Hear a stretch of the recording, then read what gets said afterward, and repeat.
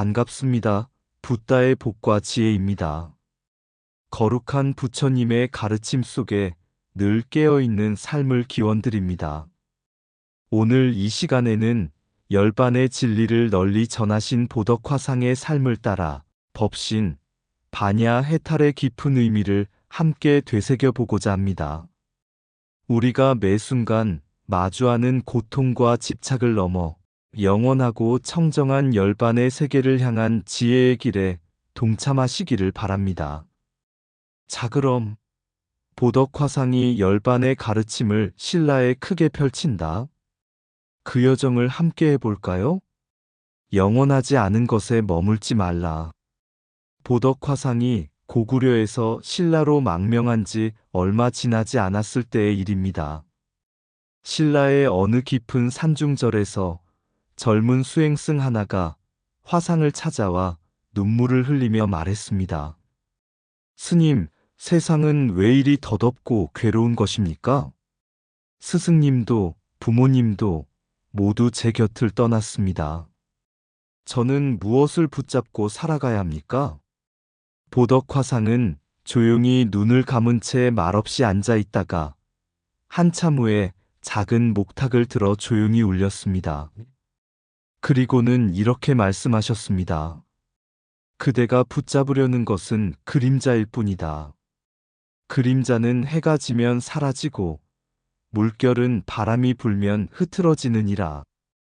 그러나 열반의 진리는 변하지 않는다. 그 진리는 바로 법신이요. 그것을 꿰뚫는 지혜가 반야이며 모든 속박을 벗어난 해탈이 참된 너의 모습이다. 젊은 승려는 다시 묻습니다. 그럼 저는 무엇을 향해 살아야 합니까? 보덕화상은 가만히 절벽에 그려진 원안의 세 개점을 가리켰습니다. 그것이 부처님의 몸이며 지혜요. 너의 자유이다. 그리고 그 진리를 믿는 자는 상 즉 영원한 진리를 깨닫고 락 고통 너머의 기쁨을 누리며 참된 자아를 잊지 않고 정번뇌 없는 맑음 속에서 살게 될 것이다. 그날 이후 젊은 승려는 이름을 묻지 않은 채 산속에 남아 수행에 정진했고 후일 신라의 많은 이들에게 열반의 참된 가르침을 전하는 이가 되었다고 전해집니다. 3점 안에 담긴 우주의 진리. 열반의 삼덕을 본 작은 동자의 이야기. 어느 봄날 한 어린 동자가 스님의 손을 잡고 처음으로 절에 들렀습니다. 법당 안으로 들어가자 향 냄새와 목탁 소리가 가득했고 스님은 손을 모으고 절을 올렸습니다. 동자는 조심스럽게 물었습니다. 스님, 저 벽에 그려진 동그라미 안에 점 3개는 뭐예요? 위에 하나, 아래에 둘. 꼭 하늘과 땅 같아요. 스님은 미소를 머금고 그 아이를 안치며 말했습니다. 그 3점이야말로 부처님께서 우리에게 주신 열반의 진리 3덕이란다. 첫째는 법신, 둘째는 반야, 셋째는 해탈이지. 동자는 눈을 반짝이며 다시 물었습니다. 법신은 부처님 몸이란 뜻인가요? 스님은 고개를 끄덕이며 조용히 설명했습니다. 그래, 법신은 형체가 없는 진리의 몸이란다. 부처님은 우리 눈에 보이지 않아도 언제나 함께 계신 진리 자체야. 법신을 믿는 건 곧 내 안에 참된 나, 변하지 않는 진리를 믿는 것이지. 그리고 스님은 나뭇가지를 꺾어 바람결에 날아가는 꽃잎을 가리켰습니다. 반야는 그 진리를 꿰뚫어보는 지혜야. 눈에 보이는 것만 따라가면 고통이 따라오지. 반야는 그 눈을 닦아주는 거란다. 마음의 거울을 맑게 비춰서 진짜 가치 있는 것이 무엇인지 아는 것. 그것이 반야란다. 동자는 살며시 고개를 끄덕였고 마지막으로 스님은 이렇게 말했습니다. 그리고 마지막은 해탈, 모든 괴로움에서 벗어나는 자유야. 돈이 많아서 자유로운 것이 아니라 집착이 없어서 자유로운 것이지. 진리를 알고 지혜를 닫고 모든 것을 놓아버릴 때 우리는 비로소 해탈에 이르지. 동자는 조용히 그 세 점을 다시 바라보며 말했습니다. 그러면 저 세 점은 부처님이 우리 마음속에 주신 별 같아요. 하늘에 있는 별이 아니라 마음에 빛나는 별. 스님은 흐뭇하게 웃으며 대답했습니다. 그래, 아주 잘 보았구나. 그 별은 사라지지 않아. 우리가 믿고 배우고 실천하면 그 별이 바로 너 자신이 되는 거란다. 법신 부처님은 멀리 있는 존재가 아닌 우리 안에 늘 함께하는 진리의 인격임을 믿는 신심. 반야 그 진리를 분별하는 지혜를 갖고 헛된 세속적 판단을 넘어서는 통찰. 해탈 모든 집착과 번뇌를 놓아 진정한 자유와 평화를 누리는 상태. 이처럼 부처님의 진리는 단순한 경전 속 글이 아니라 아이의 눈에도 담길 수 있는 자비와 지혜의 빛입니다. 진리는 밖에 있는 것이 아니라 언제나 내 안에 머무른다. 법신. 지혜는 세상을 바꾸는 것이 아니라 나를 비추는 것이다. 반야. 모든 것을 내려놓을 때 비로소 모든 것을 얻는다.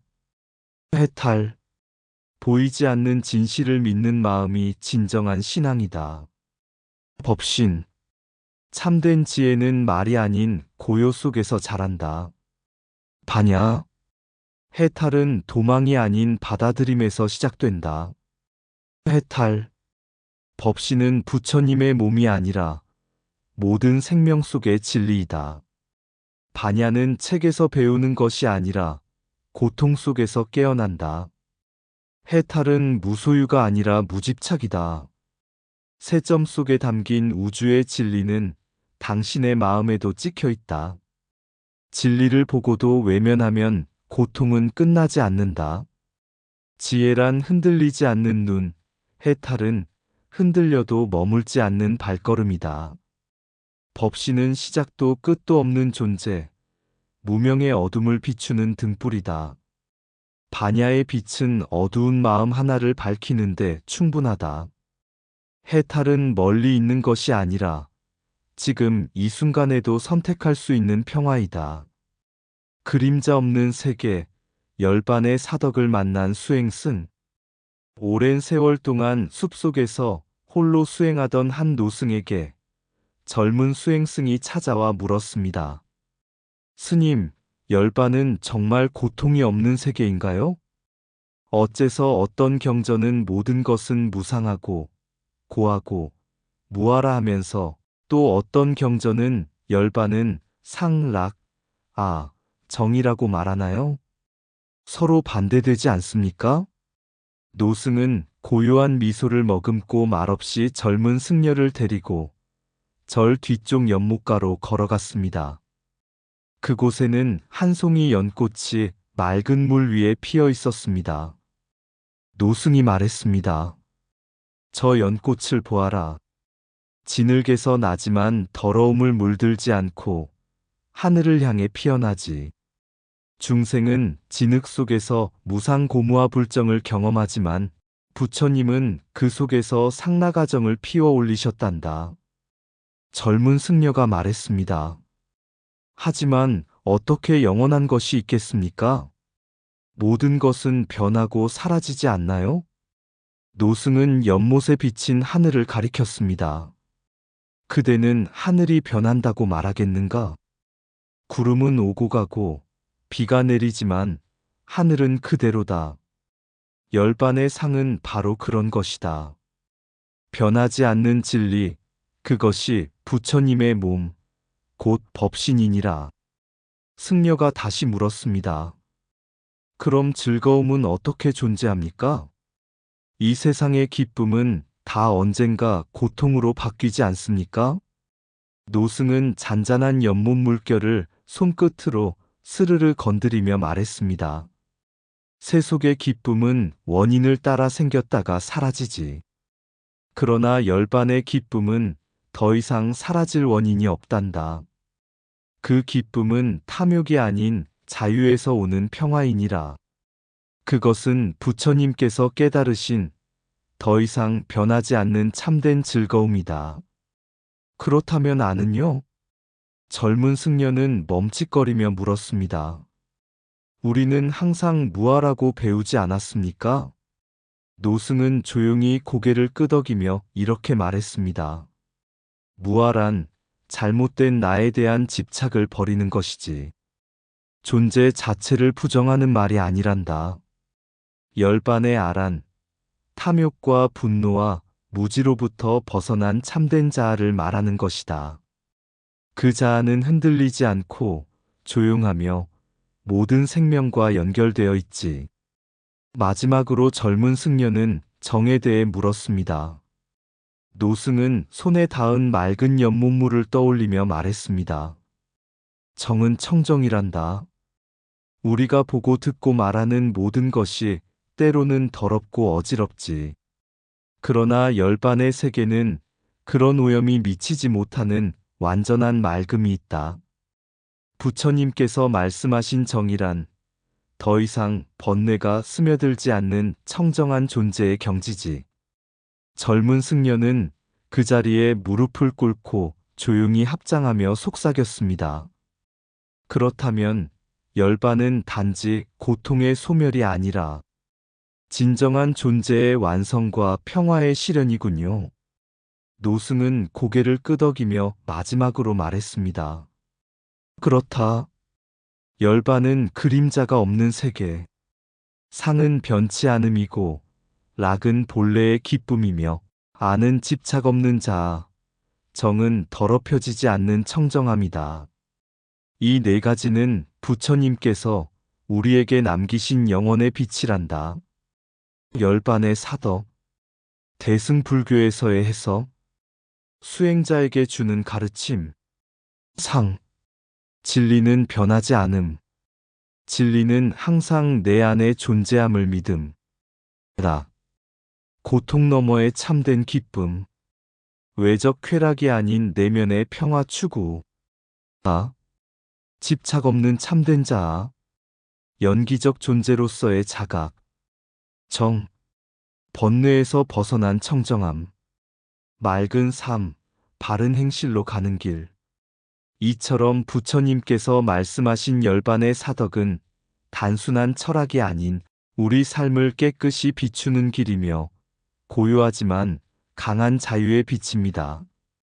변하는 세상 속에서 변하지 않는 마음이 곧 열반의 상이다.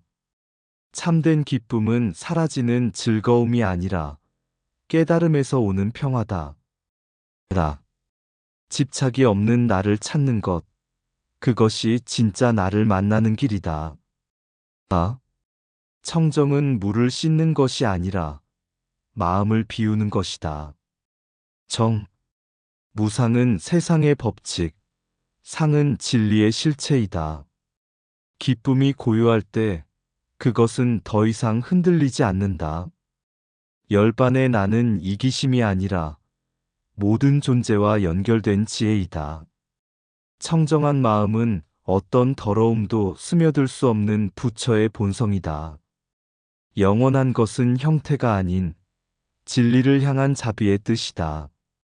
열반은 고요하지만 텅 빈 것이 아니라 충만한 자유다. 즐거움이 고요할 때 그 기쁨은 사라지지 않는다. 무아를 깨달은 자만이 참된 아를 발견한다. 청정한 삶은 외적 청결이 아니라 내면의 평화를 선택하는 용기다. 열반은 멀리 있는 나라가 아니라 모든 고통의 너머에서 우리를 기다리는 진리이다. 진리는 걸어나간다. 보덕 화상의 망명과 열반종의 전파. 고구려 말기 연개 소문이 정권을 잡던 어느 날, 그는 고구려 왕실과 백성들이 불교에 지나치게 치우쳤다고 판단하고 불교 하나만으로는 나라가 서지 못한다. 도교와 유교를 함께 세워 삼교가 조화를 이루게 하라. 는 명을 내렸습니다. 이른바 삼교 정책. 불교는 이제 더 이상 국가의 중심이 아니었습니다. 탑이 무너지고 승려가 강제로 속세로 돌아가며 부처님의 가르침은 침묵 속에 묻혀갔습니다. 그때 보덕화상은 모든 것을 내려놓고 신라로 향했습니다. 고구려에서 존경받는 고승이었으나 그는 진리는 억압될 수 없으며 참된 길은 끝내 걸어 나간다는 믿음을 가슴에 안고 국경을 넘었습니다. 부처님의 뜻을 따르는 자는 어디에 있어도 부처님의 길을 연다. 신라의 문무왕은 그를 환영했습니다. 보덕화상은 열반경을 강의하며 이렇게 말했습니다. 진정한 나라는 불로도 태울 수 없고 칼로도 자를 수 없는 진리의 나라입니다. 그 나라는 열반이며 그것은 상나가정으로 이루어진 부처님의 본래 세계입니다. 당시 신라인들은 고통스러운 전쟁과 갈등의 시대 속에서 모든 것이 변하고 사라지는 세상에 무엇이 진짜인가를 고민하고 있었습니다. 그때 보덕화상은 열반종의 가르침을 통해 이렇게 말했습니다. 진리는 늘 그 자리에 있습니다.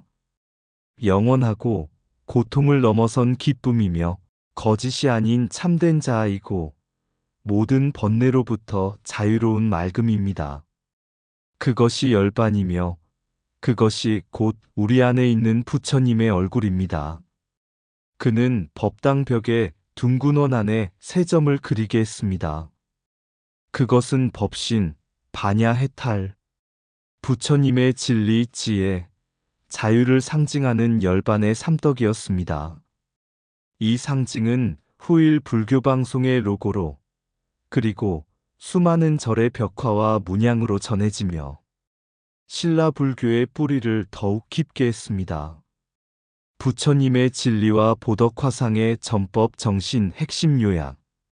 요소, 의미, 부처님의 참뜻, 망명, 세속 권력의 억압에도 굴하지 않은 실천. 진리는 자리를 옮겨도 사라지지 않는다. 삼교 정책 반발. 불교를 대체 철학이 아닌 진리로 봄. 진리는 혼합이 아닌 자각을 요구한다. 열반종 전파. 삼덕 사덕으로 완성된 수행길 제시. 부처님의 진리는 개인의 해탈과 사회의 평화 모두를 향함. 보덕화상이 걸었던 그 길은 단순한 도피가 아니었습니다. 그것은 진리는 억압당해도 침묵하지 않는다는 부처님의 뜻을 몸으로 실천한 자비와 지혜의 대승행로였습니다. 오늘날 우리가 불교의 향기 속에서 고요한 기쁨을 찾을 수 있는 이유는 그가 진리를 짊어지고 산을 넘었기 때문입니다. 진리는 땅을 버려도 꺼지지 않고 침묵 속에서도 살아 숨쉰다. 부처님의 가르침은 물러서지 않는다. 다만 더 깊어질 뿐이다. 억압 속에서도 걸어나간 길, 그 길이 곧 진리의 길이다. 보덕화상. 삼덕은 마음에 새기고 사덕은 삶으로 실천하라. 열반은 피하는 곳이 아니라 끝내 도달해야 할 참된 귀처다. 세상의 권력은 시간을 지배하지만 진리는 영혼을 비춘다. 연꽃은 진흙에서 피지만 그 향기는 하늘까지 퍼진다. 진리를 품은 자는 반드시 향기롭다. 몸은 국경을 넘었지만 법은 마음속에 피어났다. 보덕화상의 망명 의미. 세속이 무너뜨린 탑 위에 부처님의 진리가 다시 서 있었다. 열반의 가르침은 역사 위에 핀 진리의 꽃이다. 한 점의 부처님 법은 천년을 비춘다. 진리를 따르는 발걸음은 멀어 보여도 가장 가까운 해탈로 향한다. 침묵 속에 강한 힘이 있다. 그것이 법신이고 그것이 부처님이다. 진리의 꽃은 권력의 손길보다 깊은 뿌리를 갖고 있다. 부처님은 지금이 아니라 영원 속에서 우리를 기다리신다. 산을 넘은 진리 마음에 머물다. 세월은 흘러 보덕화상이 신라 땅에 발을 디딘 지 수십 년이 지난 어느 날, 그가 머물던 산사의 작은 법당에서 젊은 스님 하나가 물었습니다. 스님, 왜 그토록 먼 길을 오셔야만 했습니까? 불교가 억압당할 때 숨을 수도 있었고 침묵할 수도 있었을 텐데요. 보덕화상은 조용히 웃으며 연꽃 위에 내려앉은 새벽 이슬을 가리켰습니다. 진리는 숨는 것이 아니라 피어나는 것이다. 햇살이 들이우면 이슬은 사라지지만 그 맑음은 연꽃의 잎에 생명을 남긴다. 나의 길도 그러했다. 그는 계속해서 말했습니다. 불교는 단지 종교가 아니다.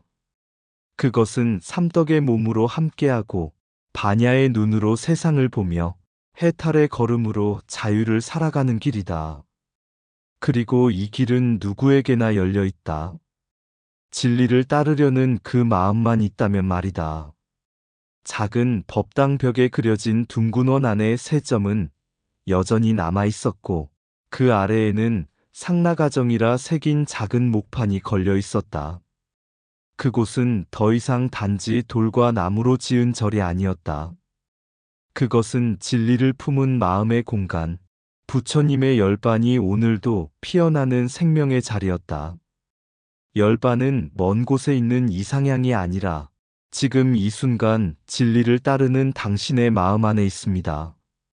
진리는 억압받아도 침묵하지 않고 침묵 속에서도 사라지지 않으며 끝내는 꽃처럼 피어나 세상을 비춥니다.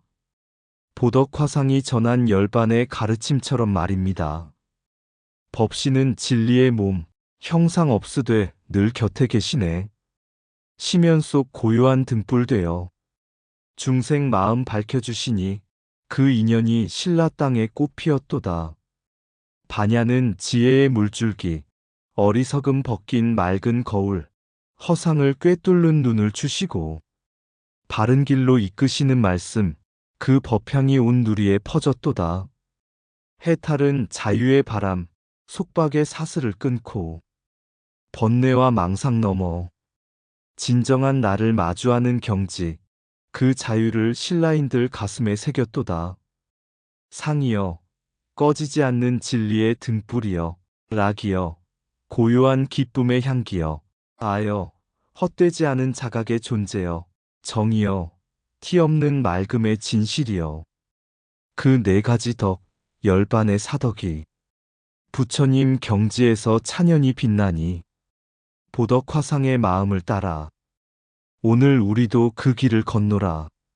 이상 붓다의 복과 지혜였습니다. 오늘도 복지 구족한 날 되세요. 구독과 좋아요는 붓다의 복과 지혜를 밝히는 큰 자비의 등불이 됩니다.